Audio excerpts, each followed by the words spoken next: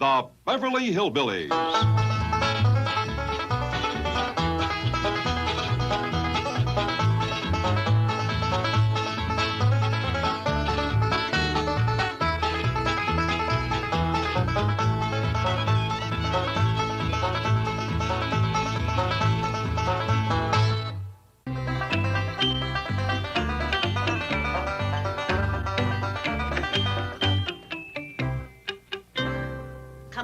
Shorty, I'm gonna call that doctor that turns water critters back into people. I fetched your robe for you. You might catch cold. That cough is getting worse.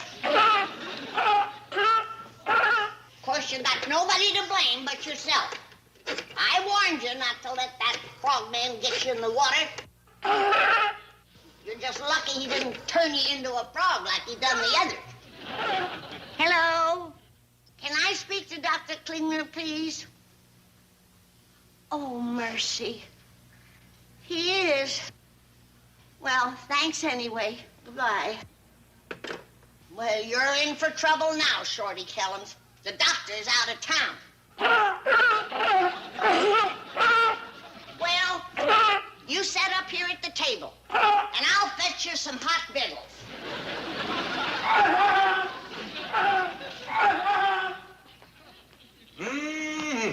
Smells like corn, pone, hog jowls, and turnip greens. How soon is victuals? Nobody gets fed until I take care of that poor little fellow over yonder. What's he doing up at the table? Waiting for hot victuals. Mark feeds him raw fish. You can tell that 5 feet away. But from now on, he gets treated decent. You don't feed our kind of victuals to an animal like that. Don't call him an animal. That's what Mark calls him. It's Mark that should be called an animal. His name is Shorty. Right fitting name. Well, let's get the bathrobe off him. No, you don't. He ain't sitting in my kitchen, jaybird naked. He ain't supposed to wear clothes. He's a water critter. Thanks to your friend, the frogman. Well, Mark says when we go to farm in the ocean, critters like him will be dandy little workhorses. Mark Templeton is an inhuman monster. Now, Granny. Who's his next victim gonna be? Me? What's he gonna do, turn me into a turtle? You ain't making sense. I'm gonna take this little fella back down to Cement Pond. You keep your hands off of him and get out of my kitchen. But Mark says he belongs in the water. You send Mark in here to see me. I got a few words to say to him. Now, Granny, don't fly off the handle. You send him in here. I ain't in no mood to be crossed. Okay. Okay.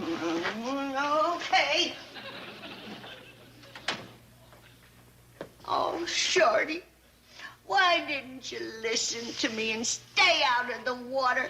Now look at you, you poor little goomer. You can't go back to Silver Dollar City and run a hotel looking like that. What's she doing with the seal in the kitchen? I don't know, but she wants you in there, too. Uh-oh. Looks like I'm gonna catch the dickens. I'm afraid so. You want me to go in with you? No, seal was my idea. I'll face the music. We ain't likely to get victuals till you do.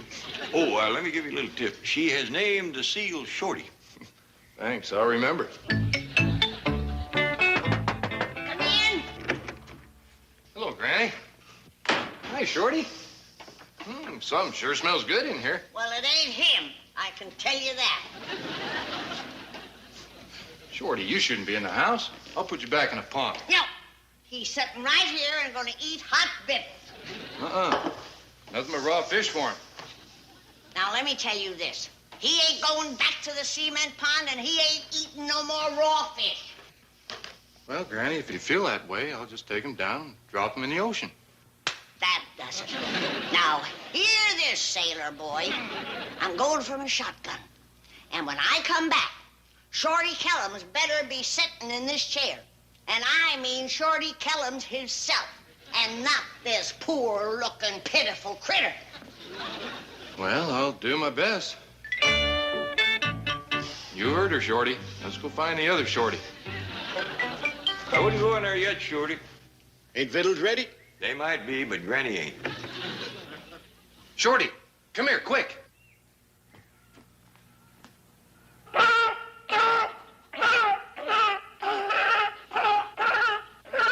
What you on? Sit down at the table. Hurry. I I don't want to eat like this. Shorty, please, you gotta be sitting at that table before Granny gets back. I ain't washed up yet. Sit here. I will be. I wish I knowed what this is all about. Shorty! Oh, Shorty, darling, I'm so happy to see you. Don't squeeze me too hard, Granny. I'm awful holler. I ain't ate since morning. Shorty, I'm going to give you the greatest meal you ever had in your whole life. Hallelujah. It'll make you forget what that frogman done to you.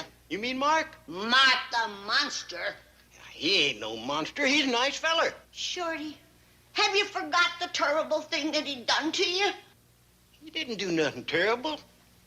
In fact is, Granny, he's an officer and a gentleman, and I like him. You do, huh? Yes, Mom. Now, how about that meal you promised me? Okay. Here you are. I don't think I'd call this the best meal I ever had. Well, I'm glad to hear you're out of that straitjacket, Miss Jane. Now, when I come down to take out my money, it won't upset you all over again, will it? Of course it won't upset me. I'm perfectly fine. That straitjacket was Mr. Drysdale's invention. Oh, he's a clever fella. It fit you real good. Oh, he's clever, all right. He's my #1 nemesis. Well, I'm glad to hear he's your friend. I'll see you down the bank. You going to the bank, Jed? That's right, Shorty. I'm going to take out some money. I'll drive you. I'm going to take out something myself.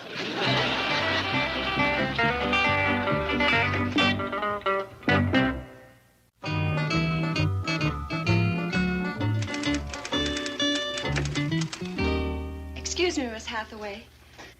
Here's the certified check you ordered for $48 million, charged against Mr. Clampett's account. Thank you, Miss Gordon. This is a moment of great triumph for me. What do you mean? A similar check was issued earlier. But to keep Mr. Clampett from using it, that unprincipled scoundrel had 2 guards force me into a straitjacket and gag me. And then he told Mr. Clampett that the idea of his withdrawing all that money had driven me mad. What a terrible man. Indeed he is. I shall take great delight in watching him scream and yell and climb the walls in fury and frustration. Can I watch too? Oh, be my guest. Chief, it gives me great pleasure to announce that Mr. Jed Clampett is on his way to this temple of greed to withdraw $48 million. Really? Yes, and I want you to know that this is a great moment for me. For me too, Miss Hathaway. I've tried to tell you that honesty is the best policy. What'd you say? As I was driving to the bank this morning, I almost had a collision with a huge truck. Oh.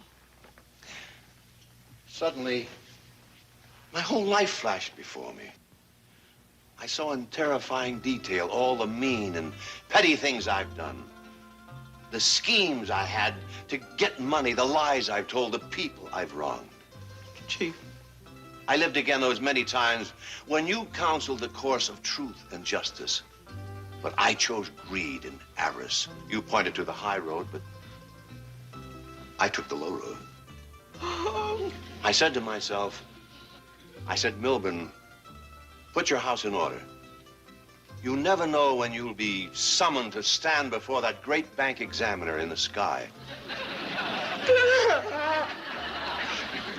And so I say to you, Miss Hathaway, and bear witness, Miss Gordon, I'm deeply sorry for my transgressions against you and deeply grateful for your never-failing loyalty and friendship.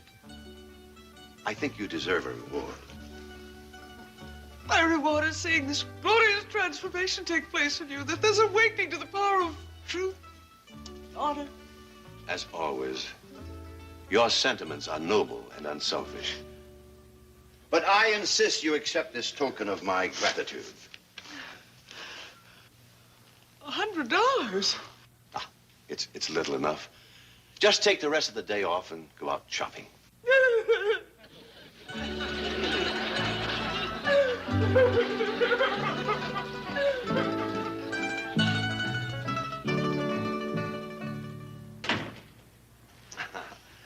Do you like working here, Miss Gordon? Oh, I certainly do. Yeah, Would you like to continue working here? Oh, indeed, I would. Fine, fine. Now, I have 2 jobs for you. Oh, you'll find a nurse's uniform in that dressing room there. Put it on.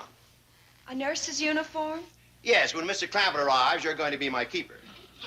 I don't understand. Oh, you will. The second job is to stop payment on Miss Hathaway's check.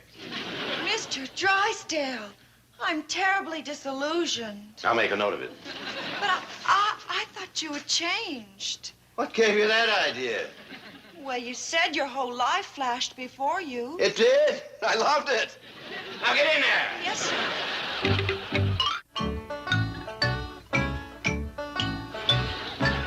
Is that you, Mr. Drysdale? I am the Emperor of France. Josephine, who is this man? Well, you know me. I'm Jed Clampett. Are you from Wellington? Oh, sir, I'm from Bug Tussle. You're not a member of my staff. They're all here. Well, no, Mr. Drysdale. I am Napoleon Bonaparte. Well, okay, Mr. Bonaparte. I just come down here to draw up my money. No? Just when my poor armies are retreating across the frozen steppes of Russia? Well, But my brave men are freezing. They're starving. They need food. They need clothing. Oh, please, don't withdraw your support now. They'll perish. I don't want to starve or freeze nobody. Oh, thank you. All of France thanks you. This is the highest decoration my country can bestow.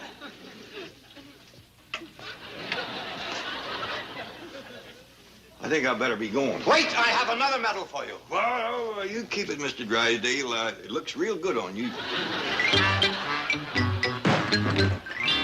Hey, Granny, watch out. You're going to brain somebody. It won't be nobody in this family. They ain't got nothing to bring. Put all my stuff in the truck. You're driving me to the airport. Where you going, Gran? I'm going back home to the hills, where man is men and fish is fish, and they stays that way.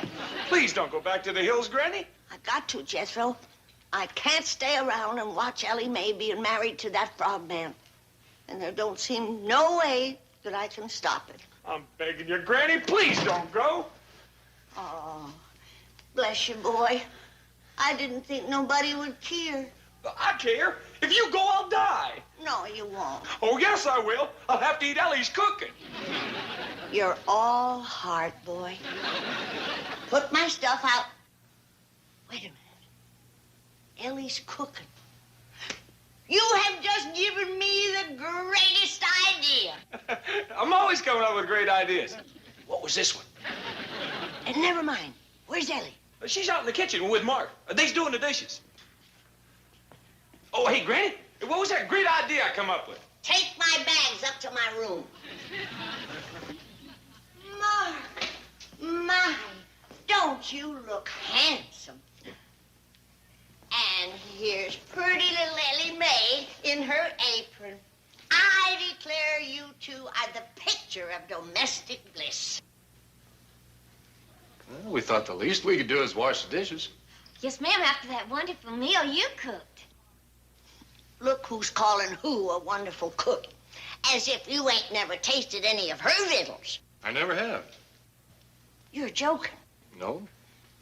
Ellie Mae, am I to understand that you have never cooked a meal for this man? You always told me to stay out of the kitchen. Until the right man come along. And here he is. Now, show him what you can do. How about I cook supper for you tonight, Mark? Wonderful. What would you like? Well, why don't you make him one of your out-of-this-world meatloaves? That's her pa's favorite item. Well, Pa says you can't eat it. You can't beat it. Yeah, that's what she says, all right. Well, what else should I make? Why don't you make him some of them great big donuts? I love donuts. Oh, hers ain't to be believed. Sounds like I'll be in heaven tonight. Oh, we won't let you eat that many.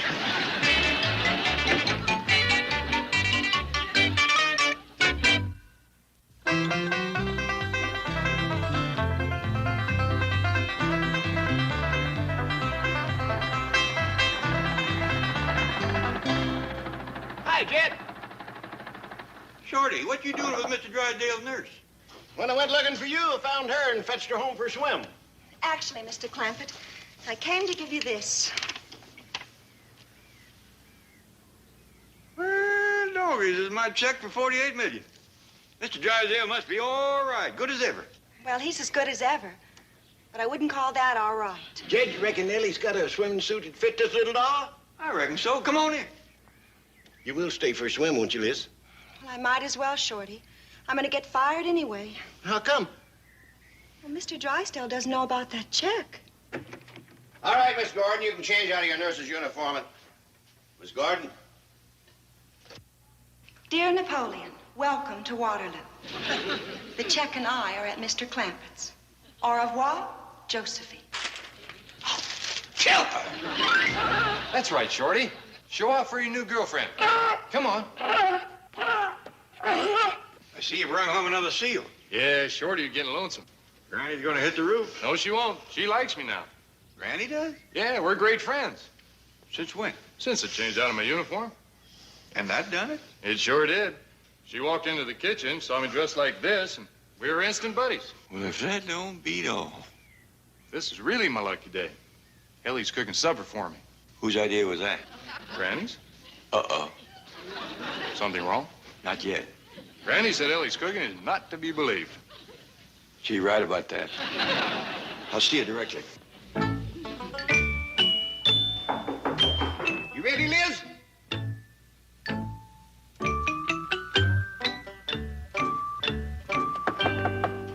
How's it going in there? You ready for a swim, gorgeous? No, I ain't. No, I'm sorry, Granny. I knocked on the wrong door. You sure did. You ain't getting me in that cement pond. Granny, I thought you was my date. I wouldn't date you if you was the last man on earth. Listen, Granny. Now you listen. If you ain't got sense enough to stay on dry land, that's your bad luck.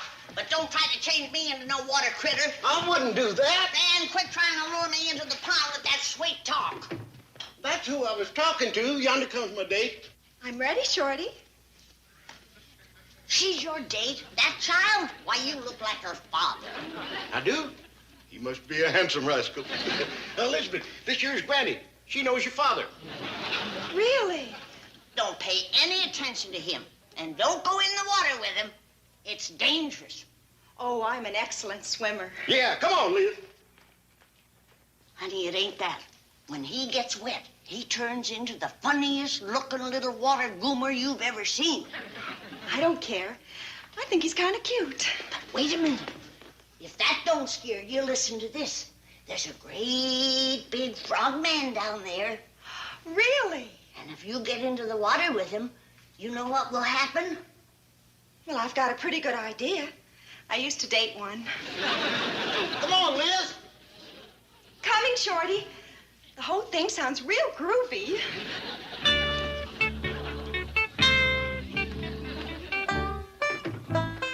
Well, here it is, Paul. My out-of-this-world meatloaf. Well, would you look at that? How come you didn't make it around? Well, it's for Mark, and he's especially fond of meatballs, but Granny said make a meatloaf, so I made it in the shape. How about meatball? Yes, sir. That's mighty clever, you, Ellie. Oh, thank you, Paul. Bet you just dying for a taste. Yeah, but I'm going to fight it. Well, excuse me. I gotta fetch some things out of the root cellar. Fine.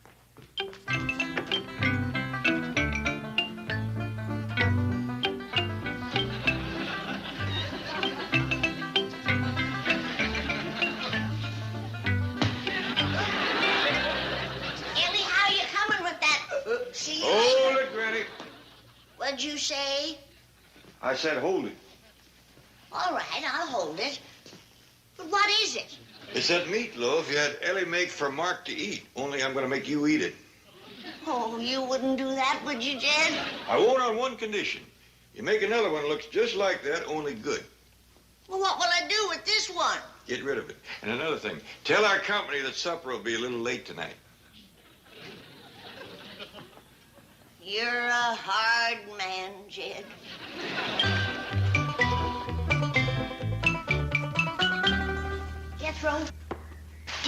is for me. Oh, what is it, Granny? It's a meatball. Is Shorty and Elizabeth up at the cement pond? Yes, ma'am. They didn't go in the water. Oh, yes, ma'am. They's changing now. Oh, mercy, I'm too late. Shorty, Elizabeth, where are you? Shorty, why did you have to do it again? And Elizabeth, I pleaded with you. You were so pretty. Now look at you. Shorty, you old rooster. Can't you get your mind off of that for 1 minute? Hello, Granny. I'm looking for Mr. Clampett. What kind of a get-up is that? Oh, never mind. I had to see Mr. Clampett about a check. Well, he's around here someplace. I'll find him. Oh, have you seen anything of a beautiful brunette secretary from my bank? Is her name Elizabeth? That's it. Where is she? Swimming with Shorty. Come over here, Elizabeth. Your boss wants to see you. This is Elizabeth? Ain't she a mess? You remember Shorty Kellums. He runs a hotel back in Silver Dollar City. Oh, yeah. Swell.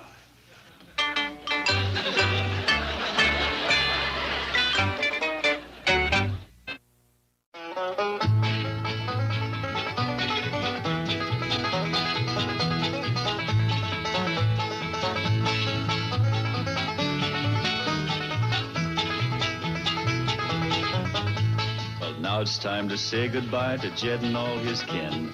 They would like to thank you folks for kindly dropping in. You're all invited back next week to this locality to have a heaping helping of their hospitality. Hillbilly, that is. Set a spell. Take your shoes off. Y'all come back now. Here?